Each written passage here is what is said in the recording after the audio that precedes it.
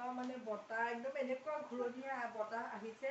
মই এবাৰ ভাবিছোঁ মানুহে কয় বতাহত ঘূৰণীয়া বতাহত পৰিলে উৰি যায় বুলি, কিন্তু যেতিয়া বতাহ মাৰিছে তাৰপিছত মই স্কুটিখন দি দিছোঁ, কিন্তু একো নহ'ল।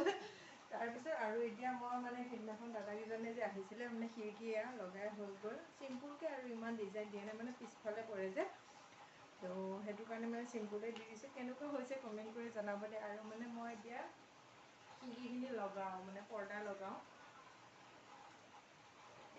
খুলি থৈ দিছিলোঁ পৰ্দাৰ কাৰণে।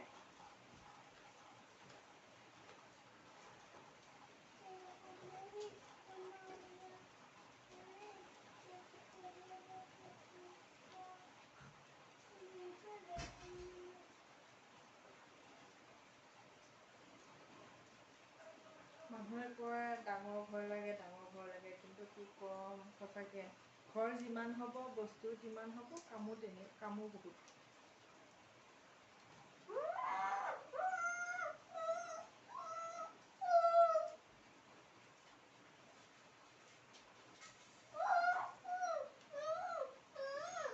ফাৰ্ষ্ট মই ব্লগ বনাইছোঁ দেই মোৰ ৰিং লাইটত।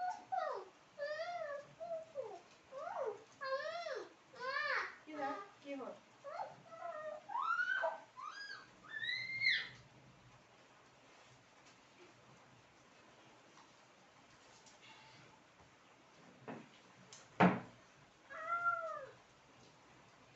ঘৰ এটা ভালকৈ বনালেই নহয়, ভালকৈ কৰিলেই নহয়, মানে আমাৰ মাইকী মানুহকেইজনীৰ কাম। ঘৰটো যিমানেই ভালকৈ নবনায়, চাফ চিকুণ যদি ভালকৈ নকৰে নহ'ব। সেইটো বহুত কষ্ট, ভালকৈ চাফ চিকুণ কৰিব লাগিব। আৰু মানে এমাহৰ মূৰে মূৰে পৰ্দা ধুই থাকিব লাগিব।